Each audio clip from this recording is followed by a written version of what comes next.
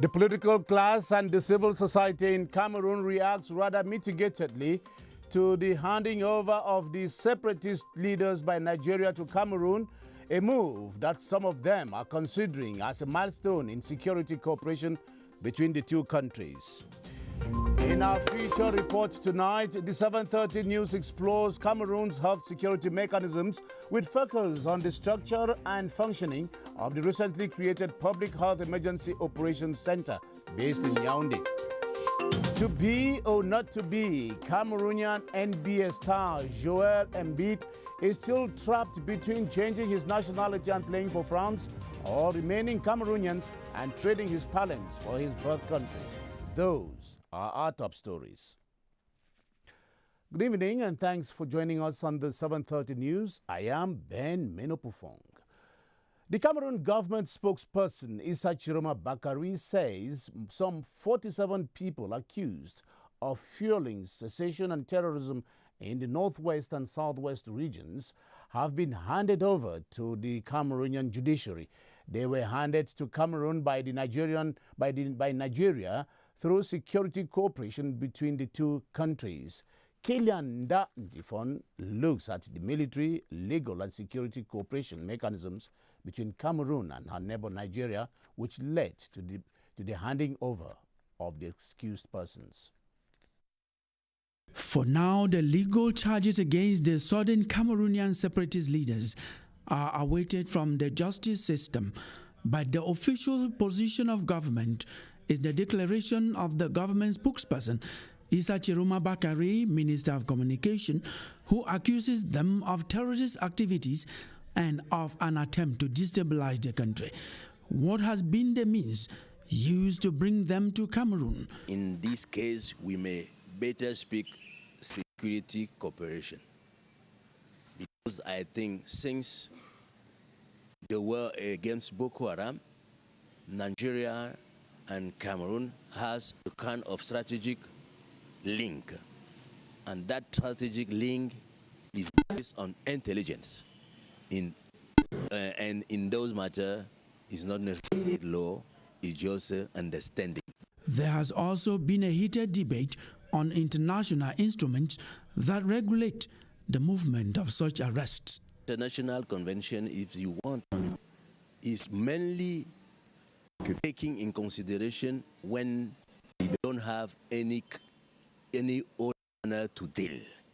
That means it's become very, very complicated. And if you want to cover or to prevent something, you will then call law. If you think that you can solve that problem with that law, you solve it. Let's take example. The arrest of the southern Cameroon separatist leaders is the beginning of a new chapter in the Anglophone crisis. And so the political class and the civil society in the country have been reacting to the handing over of the separatist leaders to the Cameroonian government by Nigeria. To the political class, it is a diplomatic victory in relations between the two countries and also crucial in bringing back order in the Anglophone regions of the country. Within the civil society, the reactions are rather mitigated. Ebenezer Akanga got the reactions of the political class and the civil society and put together the following report. First thing that the political class point out in the cooperation between Cameroon and Nigeria that has seen the separatists brought back is that it is a diplomatic victory in relations between the two countries. It's a victory for the excellent relations between Cameroon and Nigeria. It really shows that Cameroon and Nigeria are very good friends, and they are really exemplary in their friendship, in their good neighborliness. It's a victory for the unity of our country, for peace in our country, and for the Republic to live its true meaning. That is to say, when Cameroonians have problems, they shouldn't run to Nigeria to get Nigeria into it. Other politicians say it is crucial in bringing back order in the Anglophone regions. UPC has always been against any secession movement. And now that those Cameroonians, I say the Cameroonians are arrested and sent back to their country, we think that this situation will bring a bit calm in Northwest and Southwest. Now, if we have calm, then we can go to dialogue. As for the civil society, while some have mixed reactions, the reactions of others are very positive. Attention is now focused on their trial in the coming days. Received the news with mixed feelings. Mixed feelings because, first of all, the principles of state sovereignty and territorial integrity came into question. My reaction is positive. Positive, why? Because these leaders have been causing chaos in the northwest and southwest regions. To the political class, while the separatists face trial, political solutions must continue to be sought to the crisis. The president has announced solemnly and in a resolute manner that he will go to any length to solve this problem politically, and he has actually begun to do so. And as we heard during his end-of-year speech, he said clearly that his preferred and most privileged preference is dialogue. In all, both the political class and the civil society agreed that it was proper that the separatists be brought back home to face a trial. Fraud and corruption in the mining sector are being examined in a three-day international forum that opened in Yaoundé today. Participants are from Francophone sub-Saharan African countries. The minister delegate at the presidency in charge of the Supreme State Audit Office, Rose Mba Achafomundam, opened the forum stressing on the need to minimize crimes in the mining sector in order to increase state revenue and ensure good governance. Muslim Davis reports. As corruption and fraud persists in the mining sector, the need to review strategies to minimize the ill stands strong. The International Forum, grouping participants from Francophone sub-Saharan Africa, takes the challenge. Countries undergoing development where they have so many minerals, but they don't realize the resources from the minerals, and the citizens don't benefit. International companies come to exploit and go away. This is the principal sector affected by illicit financial flow. A seminar like this one offers the opportunity for stakeholders, our Supreme State institutions and their partners to come together, exchange ideas on how they can better supervise, oversee the extraction of minerals. Reflections will focus on the causes, roots, the origin, and the different types of fraud and corruption in the mining sector.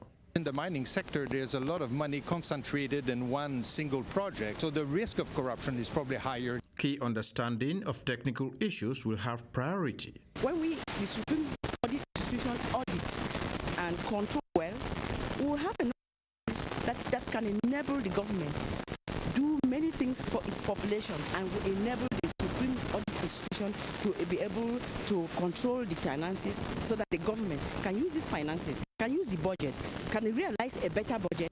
Expectations are that the Yaoundé International Forum will help tighten loopholes for general benefit. Experts from the Semak sub-region are continuing meeting in Douala to examine the economic and financial reforms in the sub-region.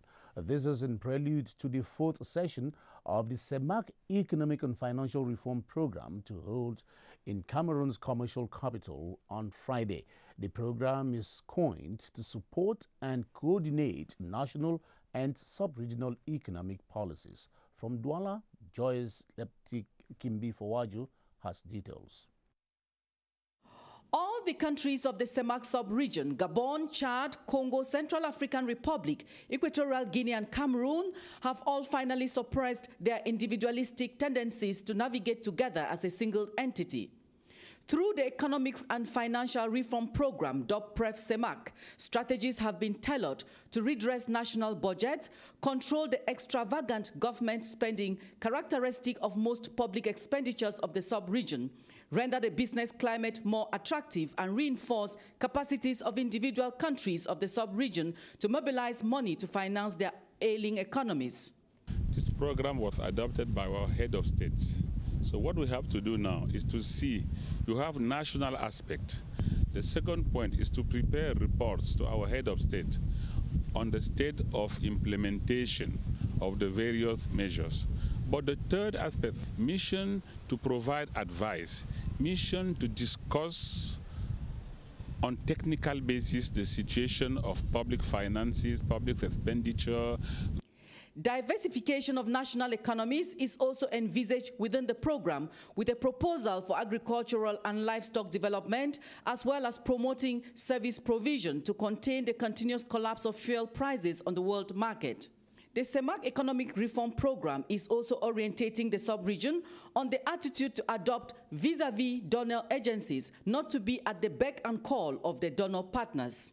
We don't have every time to sit and wait people to come and dictate to us and tell us what to do.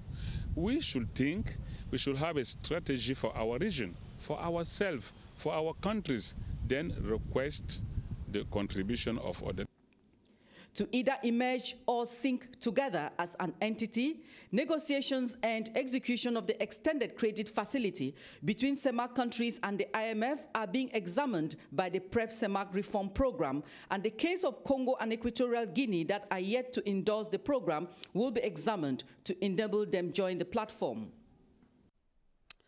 The Cameroon government is committed to double the availability of potable water to all of its citizens. And this is one of the major engagements taken by officials of the Ministry of Water and Energy at the end of their annual conference that was holding in Yaoundé. The annual conference was chaired by the Minister Basil Atangana Kuna. We have details with Mercy Ashu. Basic utilities, water and electricity form the talking points at this annual conference, grouping heads of central and external services in the Ministry of Water, Resources and Energy. La première priorité, c'est de permettre. Our first priority is to make water and electricity accessible to the population at a reduced cost. Et surtout, à moindre coût. This year, we will intensify construction works on the water supply project for Yaoundé and its environs. The annual conference, according to the Minister Basil Atangana Kuna, is the place to share best practices and discuss tools which can resolve the numerous problems faced by most households and enterprises. That of water and electricity cuts, which could last weeks and months. Aging pipes and electricity poles that need to be replaced, and a distribution network of the precious liquid and energy in rural areas too. The reports that will follow at the end of this annual rendezvous, the minister cautioned, should contain methodic solutions to the challenges faced, especially in the regions. Senior officials of the Ministry of Secondary Education and its attached structures have held a midterm assessment meeting of the 2017-2018 school year. Evaluating the level of implementation of the guidelines prescribed by the Ministry of Secondary Education for the smooth running of the year was one of the issues on the table of discussions. The Secondary Education Minister, Jean-Ernest Massenangale-Bibehe, presided the meeting that held today at the Government Technical High School, Colbison, that is here in Yaoundé.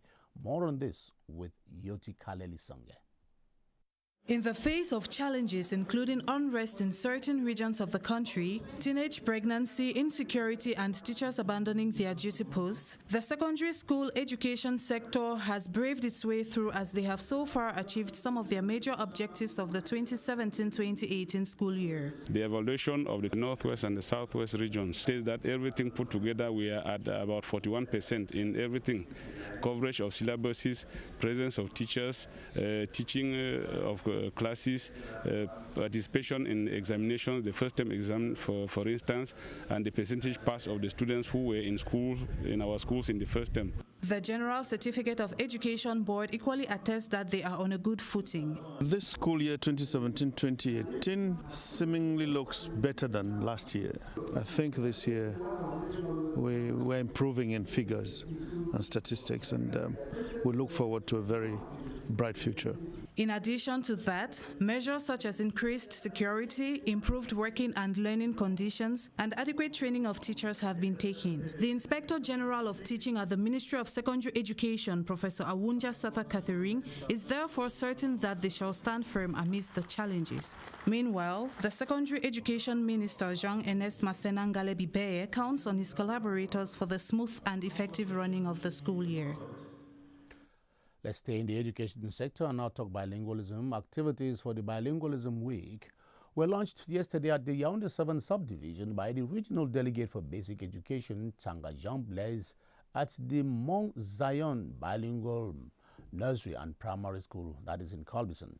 In that locality, bilingualism is constant on the agenda as pupils demonstrated through various activities like sketches, bilingual news bulletins, poems, and on national unity and more.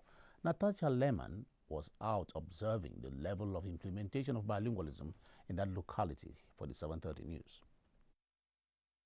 Pupils from both public and private schools in Colbison had something to demonstrate their commitment to bilingualism. For instance, the government school Bill Mbomelit offered a poem on national unity expressed in French and in English. The Colbison Government Primary School performed a skit titled Soyons bilingues, mes amis, which translates as Let's be bilingual, my friends. Others like Mount Zion Bilingual Nursery and Primary School, the host of the launching ceremony, showed the interpretation of bilingualism through a dance titled Bilingualism, which combines steps from various traditional dances. Out of what you people have seen here in Yaoundé 7, which is actually the regional launching for the center, you can actually see that from the quality of activities, we can say bilingualism is not only a reality here in Yaoundé 7, but it is a reality in the entire center region. Teachers pointed out that they put in a lot of efforts to make their students bilingual, but once they get at home, they revert to using only the French language. Some of the background influence, like some of the children who come to class, it will be difficult to assimilate English lessons because at home most of the time they practice only French. Meanwhile in school they take the lessons in English. The regional delegate for basic education, Mr. Tanga Jean Blaise, called on the teachers to continue working hard in promoting bilingualism and urged students to practice it at school as well as at home. And you're watching the 7:30 News on the CRTV. We are live from Yaoundé. The Ebola, Marburg, and Lassa viruses are all classified under hemorrhage fevers. All the three start with flu-like symptoms similar to those of other diseases. They progress to profuse bleeding and become fatal. The Ebola virus has been highly contagious and even reached epidemic levels in most West African countries because of the ignorance of the affected populations and the cluster residential setup. In the following report, Bernice Batetata highlights the signs and symptoms of the three viral diseases. The Ebola virus is very fatal. More than 50% of patients may die. In worst cases, 9 out of 10 infected persons tend to die. This is scary, but Ebola is not as contagious as it seems to be. It is not an airborne disease. It does not live for long on the land surface. It is the contact with the body fluid of infected persons that is the source of human-to-human infection, and this can be avoided. Ebola is classified as a hemorrhagic fever. It starts by disarming the immune system, leading to the onset of flu-like symptoms, which are similar to those of other diseases. Ebola starts with high fever, pains in the joints and chest, loss of appetite. As the temperature rises, the patient will also develop vomiting. At the late stage, the Ebola virus has already spread in the body and impedes the blood's ability to clot. And this is when the uncontrolled and widespread bleeding sets in. The patient will lose a lot of blood from profuse bleeding through the mouth, hair, nose, body, rashes, and bloody diarrhea. Another hemorrhagic fever is the Marburg virus. It is of the same family of viruses like Ebola, the filoviruses. The Marburg virus presents similar symptoms like those of Ebola. Another class of hemorrhagic fever is the Lassa, which is caused by the bite from another type of mosquito. But Ebola and the Marburg viruses have their sources from bats and also from some animals considered their reservoirs. Bernice Bate Tata reporting there. The Cameroon Police Force has been exhorted to redouble efforts in order to meet up with the security challenges that await the force this 2018. The Delegate General for National Security, Martin Bargangele, made his exhortation today in Yaoundé on the occasion of the traditional ceremony of presentation of New Year wishes to the police bus. The police was also challenged to ensure the continuity of the authority of the state in all the regions of the country. Constantine Baum completes that story for the 7:30 News. Reports indicate that there is a commitment of the police to work as they have been involved in many operations that mark national life in terms of security. But these efforts, according to the police boss, must be redoubled this 2018. They will have to work together to consolidate public order, protect the populations and goods, be it in the fight against Boko Haram in the north or against secessionists in the northwest and southwest regions. This 2018, police officers must continue to be disciplined and professional in the discharge of their services. The public, according to the Delegate General, is expecting to see a modern police attached to human rights values and justice. The fight against terrorist attack in the far north region. It is mention of armed guard in the east, Adamawa, and north regions. The re-establishment of public order in the northwest and southwest regions. These results have permitted the personnel of the national security to show proof of their competencies in the preservation of peace in certain regions of the national territory. The Secretary General, or rather the Secretary of State in the Ministry of Defense in charge of the National Gendarmerie says the National Gendarmerie will in 2018 be engaged in the fight against terrorism, improving on road safety and proximity operations in a bid to better intelligence gathering ahead of elections this year and the AFCON of 2019. Jean-Baptiste Bocam was speaking today in Yaoundé during the annual flag hoisting ceremony presided over by the Gendarmerie bus. Take care, Elvis. The traditional ceremony, which is organized on the last Tuesday of the month of January, is an occasion for the Gendarmerie boss to commune with all his close collaborators from the rank and file up to the rank of general. He used the occasion to salute the Gendarmerie personnel for their role in tackling the Anglophone crisis in the northwest and southwest regions, especially in tracking down secessionists and other authors of acts of terrorism. He said they have been placed at the disposal of the Justice Department to answer for their crimes. Jean-Baptiste Bocam noted that the Gendarmerie was also active in combating Boko Haram and will continue to guarantee the security and vigilance in the zones hitherto affected. He also saluted the special units of the Gendarmerie for their role in checking hostage taking in the border towns of Garouabulai, Dokayo and Kenzo in the East region around the border with the Central African Republic. In 2018, focus will be on securing the processes leading to elections and the 2019 African Cup of Nations that Cameroon will be hosting. He said such periods are marked by high risk of criminality and the Gendarmerie will be on the watch. The elite unit will also reinforce its fight against crime through proximity intelligence gathering operations. Road safety and accident prevention will also be a priority in 2018. To achieve these goals, the Gendarmerie boss prescribed discipline within the ranks and regular training. The annual event was also marked by an exhibition of Gendarmerie hardware used in road safety operations and crowd management. The personnel of the Ministry of the Economy, Planning and Regional Development have been charged with ensuring that mechanisms put in place to enable Cameroon weather the global economic storm are enforced in 2018. The Minister Louis-Paul Motaze made the exhortation as he received well wishes for the new year from his collaborators. It was also an occasion to reaffirm government's resolve to support the private sector in their efforts to contribute to growth in the country. Clarissa Rita-Kang has more. 1,700 billion CFA francs mobilized by the Ministry of Economy, Planning and Regional Development in 2017 to enable government pursue the infrastructural drive in domains such as rural electrification, water supply, and improving the transport network.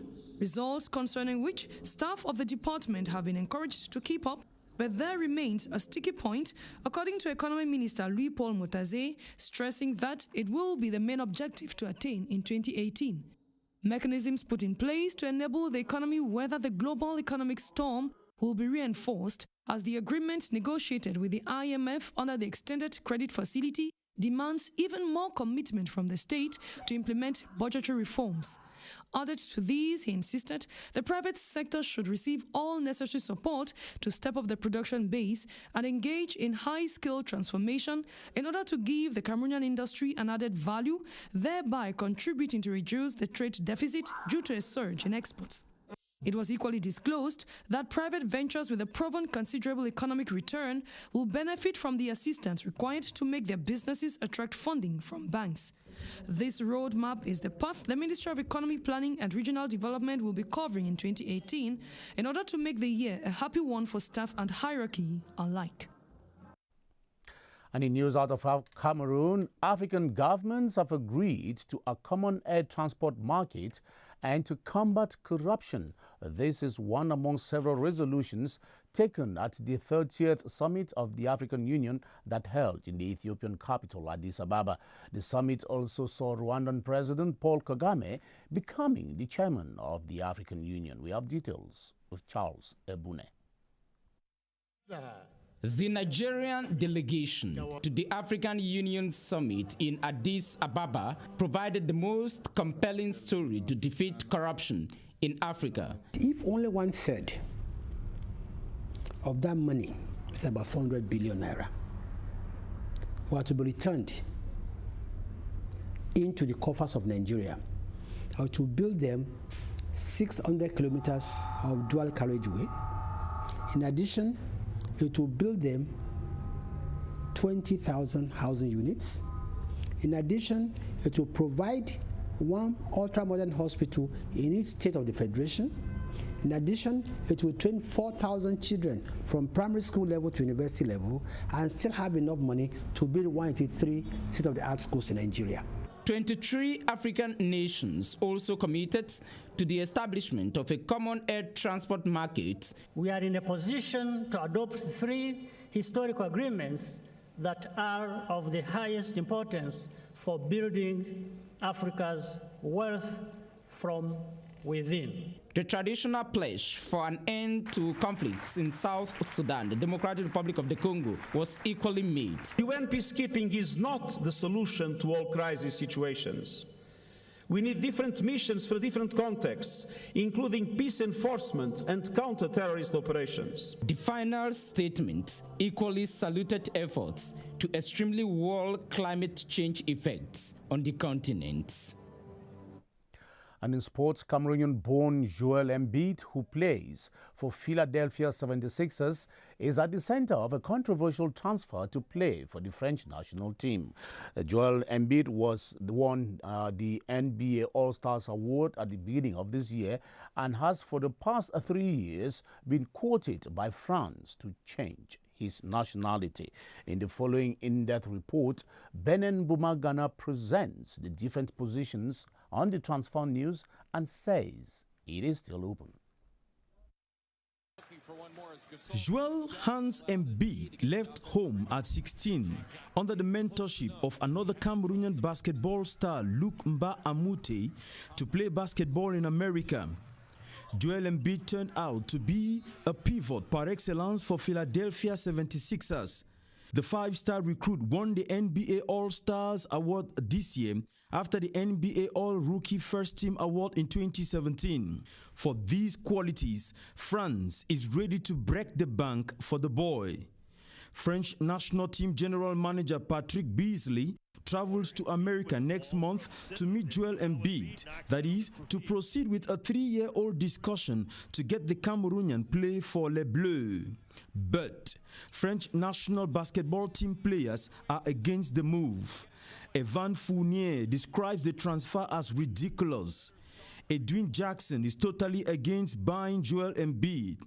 Retired French national team player Tony Parker says France has a very good pivot called Rudy Gobert and don't need the services of Cameroonian-born Joel Embiid. Back home, there are mixed reactions. Joel Embiid's father, retired Colonel Thomas Embiid, is not completely against the France move. That means that Joel is followed by many people. So for us, it's a good team.